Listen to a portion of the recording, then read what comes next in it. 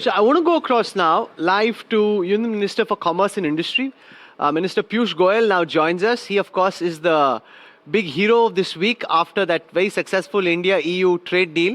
The implementation hasn't started, but it's the fact that we've been able to put it together. So, Minister Goyal, you're still smiling. What's the feedback in the aftermath of the announcement of this big trade deal?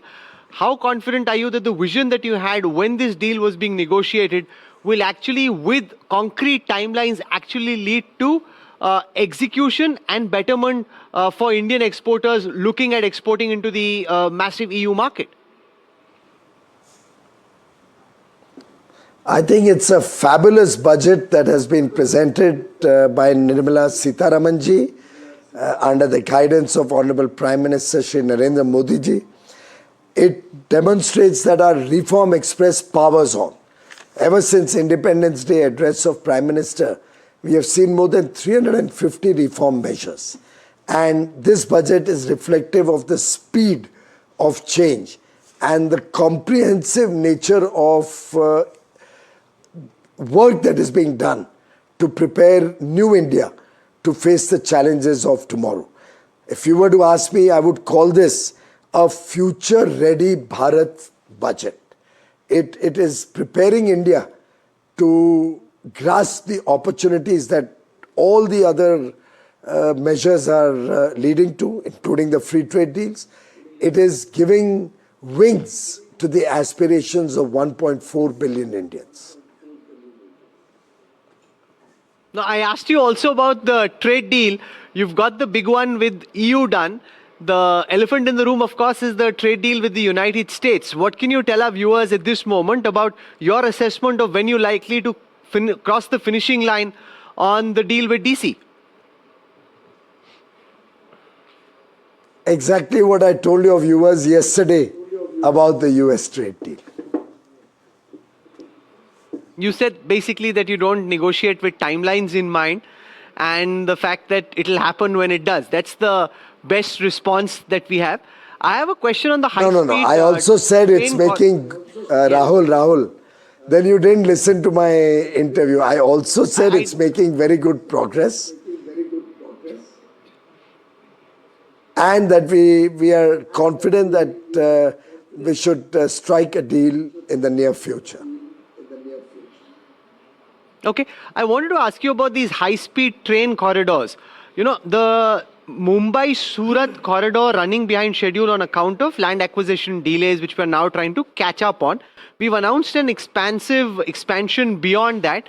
Some would wonder whether it would have been better to actually deliver on the first corridor, show the advantages to that entire region which accrue as a result of having that high-speed rail corridor, and then seeing whether we want to incur these additional expenses for the new corridors that your government is proposing: Pune, Siliguri, Varanasi, Bangalore, Chennai, Hyderabad. How do you look at this question? Deliver first on the first project and then expand, or just go in for expansion even while we get the first project going? No, I think it's a brilliant idea to start planning for 7 more high-speed rail projects. You will very well remember that this first project, Mumbai to Ahmedabad, got delayed because when the Uddhav Thackeray, Sharad Pawar Congress government was in power in Maharashtra, by deceit, if you ask me, for 2.5 years, they completely stopped work on the Maharashtra end of the project. And because of which we are seeing that we may actually finish the Gujarat end, but the Maharashtra end would get delayed, even though we are trying to catch up. I think preparing ourselves for more corridors is in a way national service. More people across the country are going to benefit from these high-speed corridors. We will have new corridors, particularly covering a large part of southern India and giving them an opportunity to travel between Hyderabad, Bangalore, Chennai, from Mumbai to Hyderabad, various places from Delhi to Banaras. I think it's a brilliant idea to start planning for that.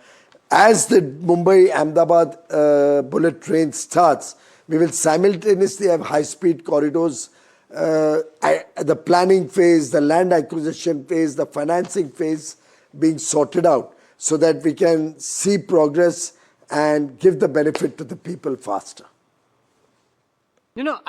Interestingly, right now for our viewers, the high-speed corridor from Varanasi goes up to Siliguri, doesn't go to Kolkata, which is where you'd imagine it will ordinarily go in the scheme of things. But maybe after the results, depending on what happens in the results, let's see if that changes. But that being said, I'm just being mischievous.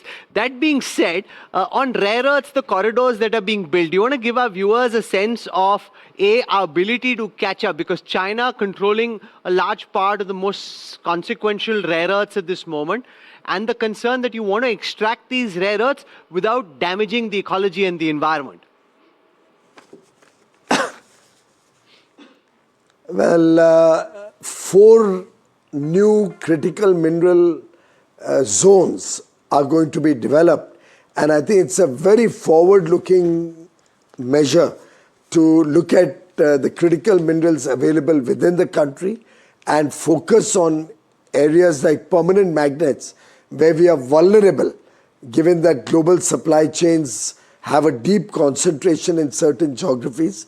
I think it's a very, very forward-leaning measure to prepare India in becoming more self-reliant and ensuring our stake in global value chains is protected. Minister Piyush Goyal, for joining us, thank you very much. Much appreciate you taking out time and joining us.